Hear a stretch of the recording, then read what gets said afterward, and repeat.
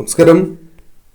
കേരളത്തിലെ ഭഗവതി ക്ഷേത്രങ്ങളിൽ അഥവാ ഭദ്രകാളി ക്ഷേത്രങ്ങളിൽ വിശേഷാൽ ആഘോഷിക്കപ്പെടുന്ന ഒരു ദിവസമാണ് മീനമാസത്തിലെ ഭരണി നക്ഷത്രം അഥവാ മീനഭരണി.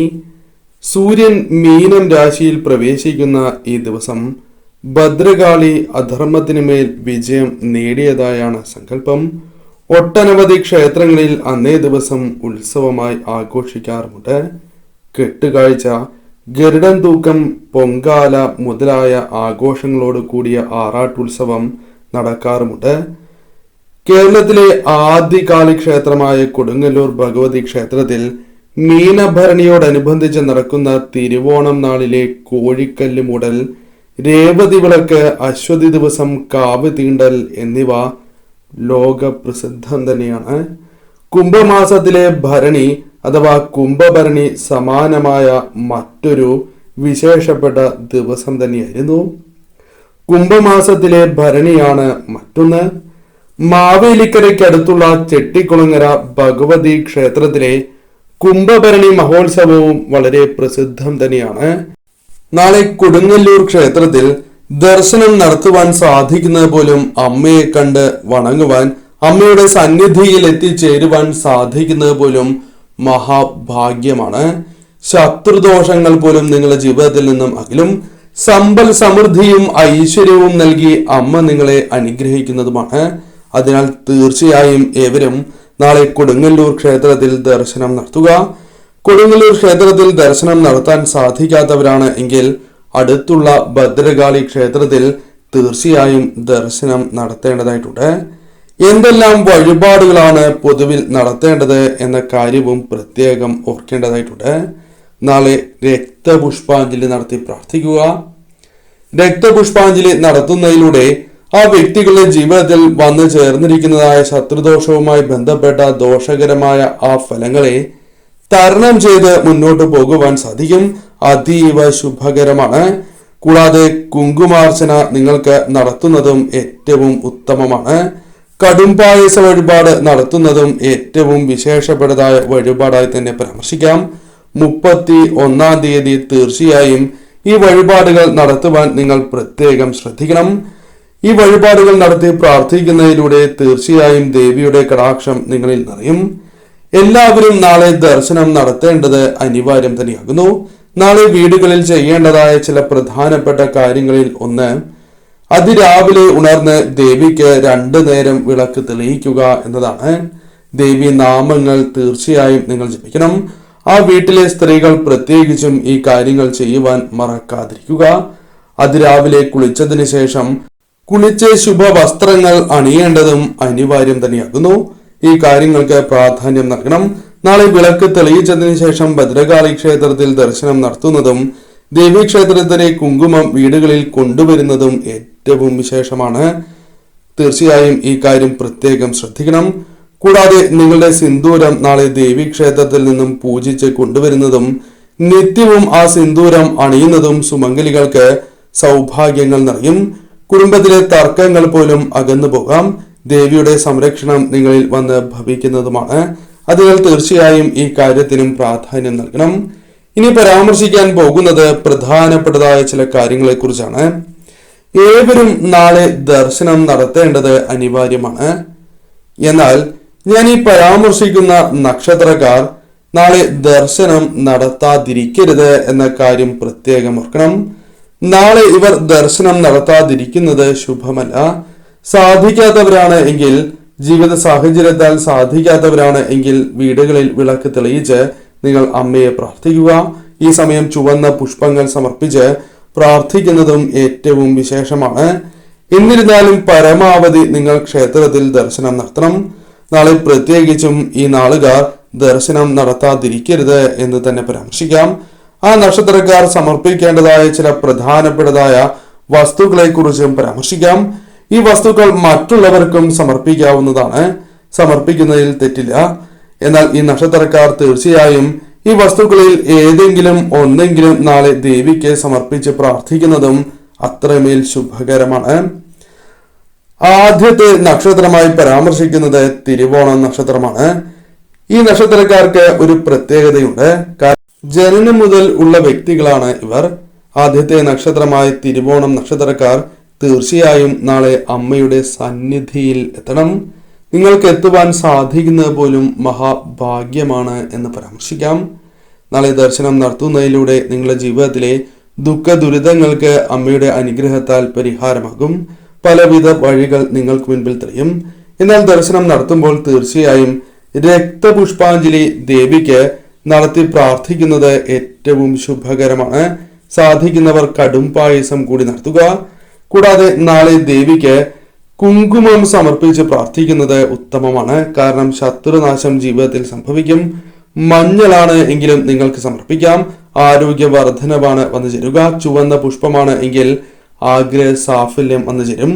മറ്റൊരു നക്ഷത്രം പൂരാടം നക്ഷത്രമാണ്. അമ്മയുടെ സന്നിധിയിൽ അത് രാവിലെയോ അല്ലെങ്കിൽ സന്ധ്യയ്ക്കോ നിങ്ങൾ ദർശനം നടത്തുക. രണ്ടു നേരം ദർശനം നടത്തുവാൻ സാധിക്കുന്നതും ശുഭകരമാകുന്നു. നിങ്ങളുടെ സൗകര്യാർത്ഥം നിങ്ങൾക്ക് സമയം തിരഞ്ഞെടുക്കാം. എന്നാൽ നാളെ ദർശനം നടത്തുമ്പോൾ തീർച്ചയായും അമ്മയ്ക്ക് കുങ്കുമം സമർപ്പിച്ച് പ്രാർത്ഥിക്കുന്നത് ഉത്തമമാണ്. അല്ലെങ്കിൽ മഞ്ഞളോ ചുവന്ന പുഷ്പമോ നിങ്ങൾക്ക് സമർപ്പിക്കാം. 3 വസ്തുക്കളും സമർപ്പിക്കുന്നതിലും തെറ്റില്ല. അതോടൊപ്പം ദേവിക്ക് കുങ്കുമാർച്ചന കൂടി നടത്തി പ്രാർത്ഥിക്കുന്നത് ഉത്തമമാകുന്നു. നിങ്ങളുടെ ജീവിതത്തിൽ ഐശ്വര്യം വർദ്ധിക്കും. മറ്റൊരു നക്ഷത്രം ചിത്തിര നക്ഷത്രമാണ്. ചിത്തിര നക്ഷത്രക്കാർ കേൾക്കുന്നു എങ്കിൽ ചില കാര്യങ്ങൾ പരാമർശിക്കേണ്ടതായിട്ടുണ്ട്. അമ്മയുടെ സന്നിധിയിൽ എത്തേണ്ടവർ തന്നെയാണ് നിങ്ങൾ. അമ്മയെ നിത്യവും ആരാധിക്കേണ്ടവർ കൂടിയാണ് നിങ്ങൾ. നാളെ അമ്മയുടെ സന്നിധിയിൽ എത്തുവാൻ സാധിക്കുന്നു എങ്കിൽ അത് അമ്മയുടെ അനുഗ്രഹം നിങ്ങളിൽ നിറഞ്ഞു നിൽക്കുന്നതിനാലാണ് എന്ന കാര്യവും പ്രത്യേകം ഓർക്കണം. സമയമുണ്ടായി എന്ന് വരുന്നതല്ല. എന്നിരുന്നാലും സമയം കണ്ടെത്തിയാണ് എങ്കിലും നിങ്ങൾക്ക് ദർശനം നടത്തുവാൻ സാധിക്കുന്നു എങ്കിൽ അത് മഹാഭാഗ്യമായി കണക്കാക്കാം. അമ്മയ്ക്ക് നാളെ മഞ്ഞൾ സമർപ്പിച്ച് പ്രാർത്ഥിക്കുന്നതും കുങ്കുമം അല്ലെങ്കിൽ ചുവന്ന പുഷ്പമാണ് എങ്കിലും ക്ഷേത്രത്തിൽ സമർപ്പിച്ച് പ്രാർത്ഥിക്കുന്നത് വിശേഷമാണ്. അതോടൊപ്പം നിങ്ങൾ കടും പായസം കൂടി നേരുക. കടും പായസം ഇന്നേ ദിവസം തന്നെ വിളിച്ച് ഷീട്ടാക്കുവാൻ നിങ്ങൾ പ്രത്യേകം ശ്രദ്ധിക്കണം. അല്ലെങ്കിൽ ഇന്നേ ദിവസം ദർശനം നടത്തി നിങ്ങൾക്ക് ഷീട്ടാക്കാവുന്നതാണ്. ഇന്നേ ദിവസം ദർശനം നടത്തിയാലും നാളെ തീർച്ചയായും വീണ്ടും ദർശനം നടത്തണം എന്ന കാര്യവും പ്രത്യേകം ഓർക്കണം. മറ്റൊരു നക്ഷത്രം ഭരണി നക്ഷത്രമാണ്.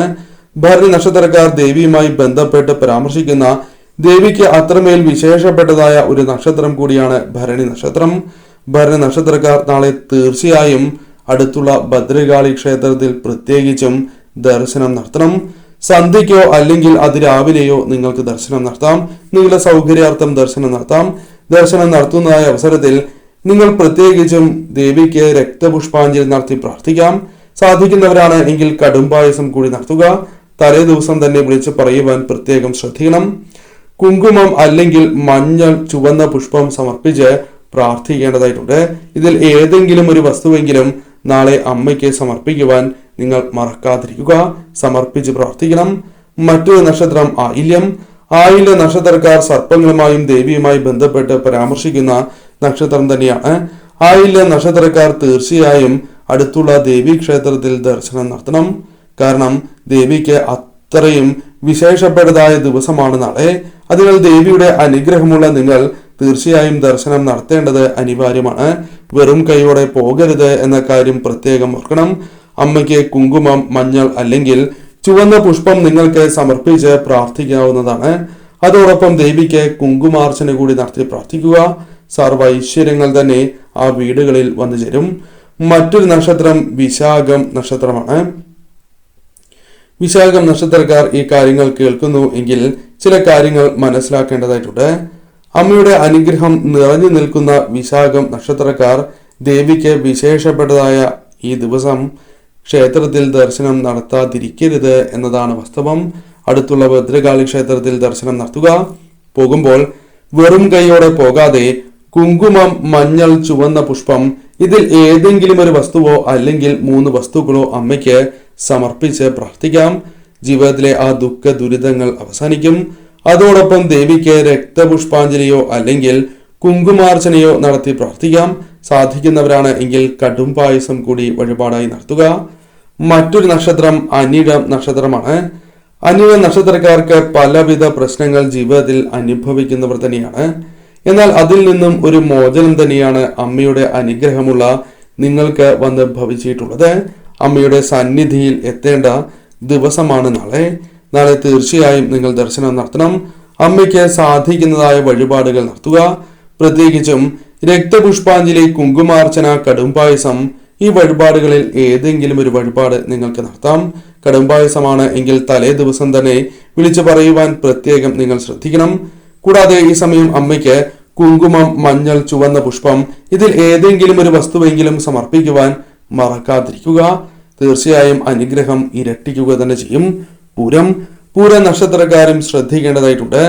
അമ്മയ്ക്ക് വിശേഷപ്പെട്ടതായ ഈ ദിവസം അമ്മയുടെ സന്നിധിയിലെത്തി അനുഗ്രഹം നിങ്ങൾ നേടേണ്ടത് അനിവാര്യമാണ്. സൗഭാഗ്യങ്ങൾ ഇരട്ടിക്കുന്നതിനോ ദുഃഖ ദുരിതങ്ങൾ ഒഴിയുന്നതിനോ അത് സഹായകരമായി തീരും. എന്നാൽ ദർശനം നടത്തുമ്പോൾ അമ്മയ്ക്ക് നാളത്തെ ദിവസം കടുംപായസം നടത്തുവാൻ സാധിക്കുക.